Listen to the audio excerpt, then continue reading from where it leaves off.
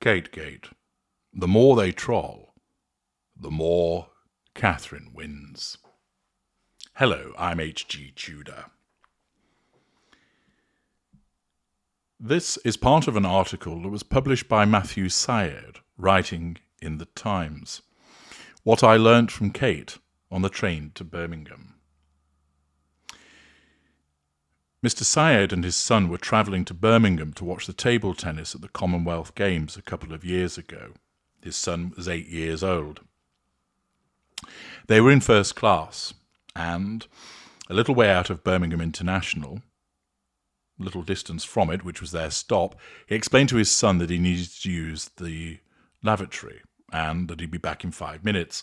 His son looked a little bit apprehensive to be left alone, so he asked if he could wait outside the toilet. So Mr. Syed went in to do his thing, and his son was waiting in the vestibule. Mr. Syed then heard the sound of a woman's voice.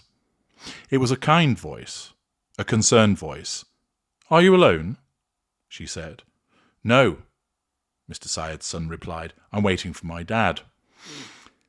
As he was washing and drying his hands, he heard peals of laughter coming from the two of them. His son had taken out his Commonwealth gold medal from Manchester 2002, which his son had insisted on bringing with us, and was clearly brandishing it proudly. His son and the lady were now bantering, enjoying each other's company, and Mr. Syed felt a genuine sense of gratitude. His son had been made to feel special by this stranger, and he resolved to thank her warmly. When he got out, though, he was hit with a shock. He smiled at his son, turned to the woman to say thanks, and stopped abruptly. His face worked, he opened his mouth and then shut it again. Eventually he blurted out, "Kate." "Hello," said the Duchess of Cambridge, as she then was, with a warm smile, instantly putting him at ease. For minutes they chatted. She was also going to the games, and when the train pulled into Birmingham International, we were still talking. "Come on, Dad, we'll miss our stop," his son said as we walked along the platform. He said that woman was so nice. He still didn't have a clue who it was. That was the future Queen, Mr. Syed said. Mr. Syed wrote, "I hope that it's possible for Republicans and monarchists to agree on one thing. Kate is a priceless asset to our nation. In everything she has done since taking on the daunting role of future Queen, she has conducted herself with grace and dignity. On that train, she had no idea she was talking to the son of a journalist, or that her spontaneous kindness would ever be reported. I take this to mean that her behaviour was representative of the decency that has been such a striking feature of the testimony of all who meet her." Thus, that short anecdote from a journalist demonstrates the emotional empathy that Catherine exhibits, where she sees a child on his own and she chats to him, easily able to talk to him, soon having him laughing, and then continuing to speak to his father, an ease at talking to strangers, demonstrating her magnetism, demonstrating her emotional empathy. And, of course, none of it was contrived. She had no idea who she was talking to. She had no idea that her behaviour was reported. She just is that way.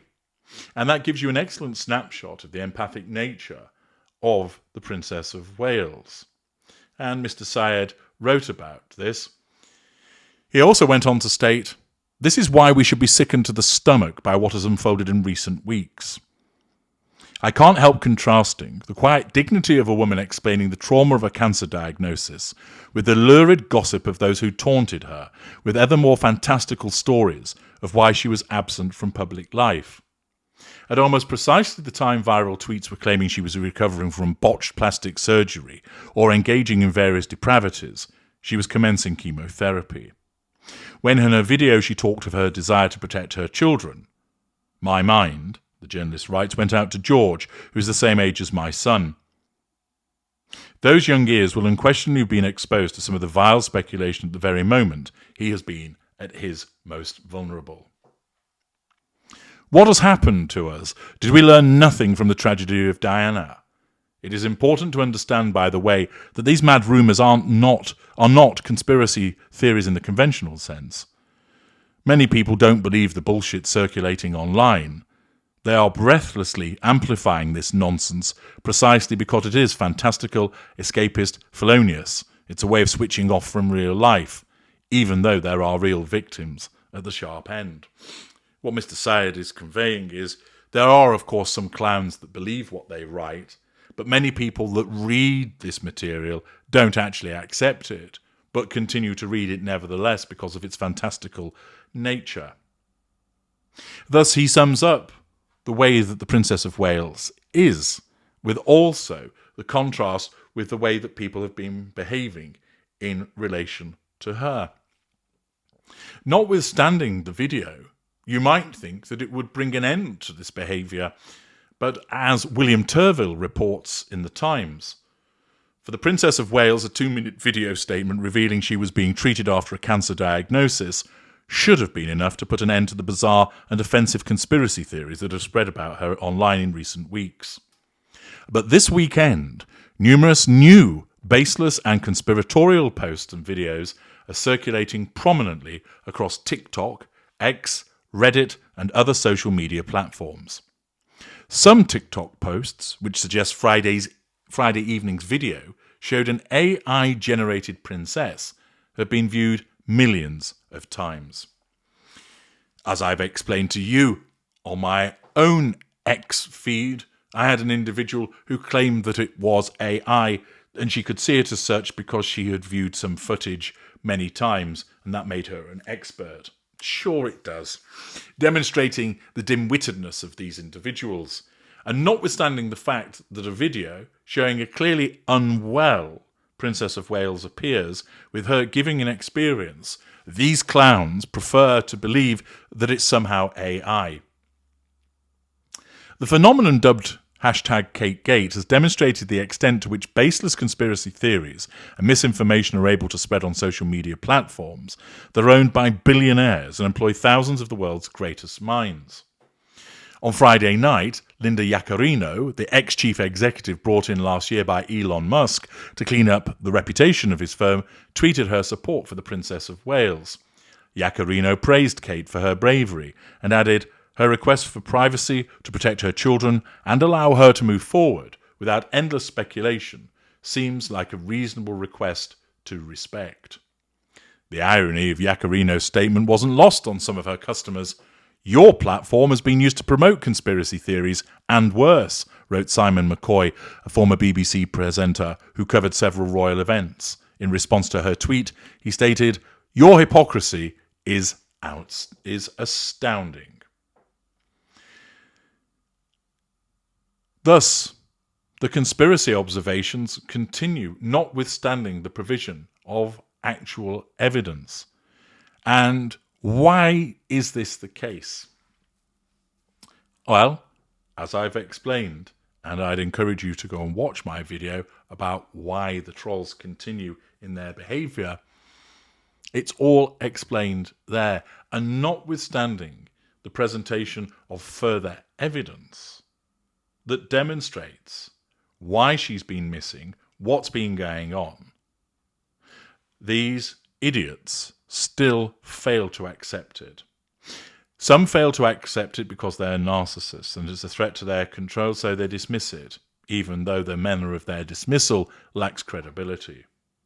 But many of these individuals, as I've explained before, are what I categorise as normals. The Princess of Wales is not only outside their circle of empathy, meaning that they espouse these ridiculous theories about her in the first place, but furthermore, they lack both the cognitive function and the common decency as a consequence of poor upbringing to recognise that they are wrong, to admit as such, and stay silent. Instead, because of their herd mentality and that they have nailed their colours to a particular mast, they feel that they need to keep on doubling down on their idiocy. Thus, they continue to try and explain away actual evidence when it presents itself. So when faced with a video which shows the Princess of Wales explaining where she's been and what's happened, rather than go, well, that makes sense, there she is in a video explaining why she's not been around, she's been unwell and she's receiving treatment because she's got cancer, the more logical more logical response for them is, oh, that's AI generated, which of course is entirely preposterous. There is no evidence to show that it's AI generated, and there is plenty of evidence to show that it's not. And yet these goons, these individuals lacking cognitive function, driven by a herd mentality and an absence of emotional empathy because they don't actually know the princess, continue to reject what is the actuality of the situation and continue to propagate or believe in the conspiracy theories because they lack the ability to accept that they are wrong. However, the more that they do this, the more that it actually works against them. Because more and more people see that it is preposterous, and many people do have that decency in relation to a thoroughly decent individual. As Matthew Syed has reported on the decency the Princess of Wales shows, other people, and they are in the majority, do recognise that this is a genuine situation where an individual is unwell. And it's always the case that those with the conspiracy theories are often not that great in number, but because of the fantastical nature of it, as Mr. Syed has identified, they get a lot of coverage. What would be far more effective is for the newspapers now to stop reporting on the conspiracy theories and snuff them out by giving them no further oxygen of publicity. Whilst it might be argued, and it's a big might, that there was some interest in asking where the Princess of Wales was, notwithstanding the fact that people had been told, that now she has come out as a consequence of the bullying and explained precisely why she wasn't seen and why she had remained silent, that the newspapers should say, she's explained, that's the situation, there may well be the continuing conspiracy theories, but let's not be lazy journalists and keep reporting on it. Let's be responsible journalists and ignore it, because it's not news, it's nonsense.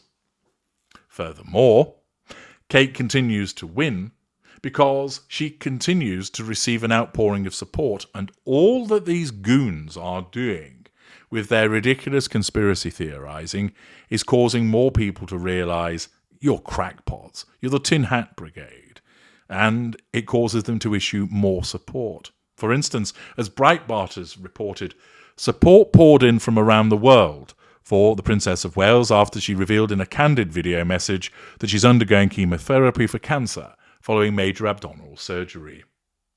The Princess's poignant video, in which she spoke about the huge shock and incredibly tough couple of months for her family after her diagnosis, came after weeks of frenzied speculation on social media. The Princess of Wales did not say what type of cancer was discovered after she underwent what she described as major abdominal surgery. She said she's now in the early stages of preventative chemotherapy and is getting stronger every day.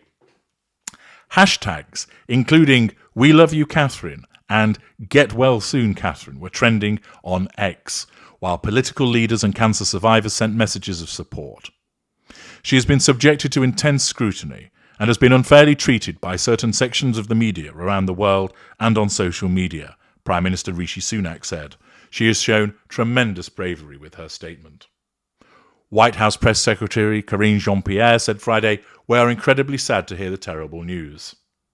King Charles III stated he was so proud of Catherine for her courage in speaking as she did. Thus, those were just some of the comments. Many of the newspapers also featured sympathetic headlines, with the Sun proclaiming, "Kate, you are not alone." The Daily Telegraph featured an opinion piece that read, "Sickening online trolls revelling in Princess's misery ought to be ashamed." Well-wishers and fans visiting Windsor and Kensington Palace expressed their support for Kate.